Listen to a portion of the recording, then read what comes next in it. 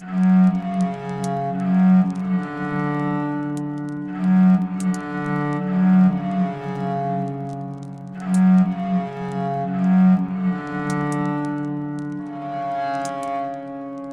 5. It was on All Hallows Eve, or All Souls, when Phillis and her maid Mattie, both well muffled against the chilly air and against being identified, arrived at the ancient Abbey Gate House to keep her appointment with Dr. Wilmore. On that auspicious night, when the souls of the dead were thought to revisit their homes, the doctor was going to attempt to raise the spirit of Tom Spencer. Yat Yelp, the doctor's dumb, humpbacked servant, conducted Phillis up a winding staircase to the doctor's sanctum, leaving her maid in the lodge below. He made a sign to Phillis to sit at the table in this lofty room over the archway, which was lit by a solitary candle and a dim fire in a wide hearth. In the flickering shadows, Phillis could see a roof of finely wrought oak timbers, open to the ridged tree and walls pierced with Gothic windows and doorways. Ranged around the walls were shelves containing skulls, human bones, strange objects floating in bottles, dried toads, herbs, roots, dragon's blood, and a few large antique volumes. An ancient tapestry stretched across the farther end of the room, facing which was a large carved oak seat, formerly one of the choir stalls from the Abbey Church.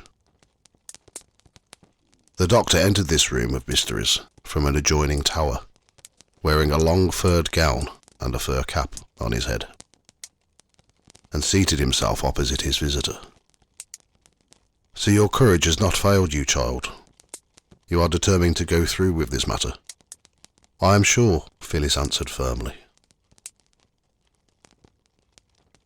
The doctor told her that he could use either a crystal or a mirror in which she might see the man she loved.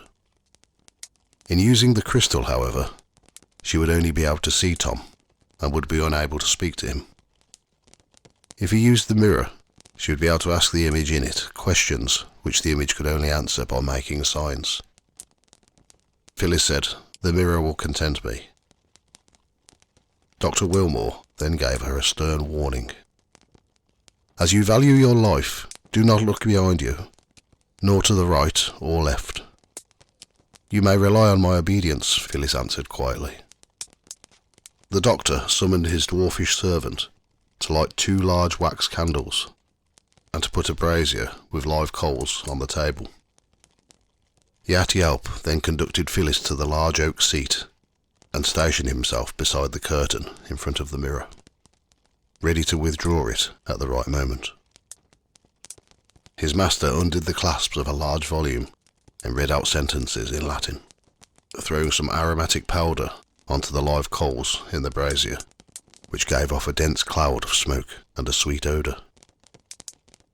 At a signal from the doctor, Yat Yelp drew aside the curtain on which Phillis had fixed her eyes. As the mirror was revealed, Phillis at first could see nothing except the reflection of curdling eddies of smoke. But as the smoke cleared, she saw the face of Tom Spencer. He seemed a little paler than when she last saw him in Hill Park, but he was otherwise unchanged, and his eyes were gazing intently upon her own. "Does the form appear?" asked the sorcerer, who had hidden his face in his gown. "It does." "Speak to it. You may ask 3 questions only, and its time is brief." For some moments, Phillis seemed unable to speak. At last, she said slowly and distinctly, "Tom Spencer, do you still love me? If so, smile as you smiled when you were alive." The face in the mirror smiled, and Phillis then asked, "Is it your wish to end my useless grief and think of marrying someone else? Frown if this is not your wish." A most decided frown passed over the face in the mirror.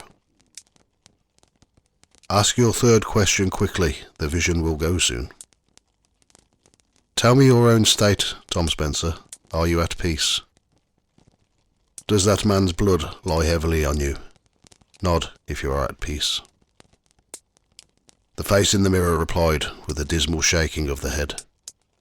The doctor threw more powder on the brazier, and smoke obscured the mirror again, and the dwarf let the curtain fall over it.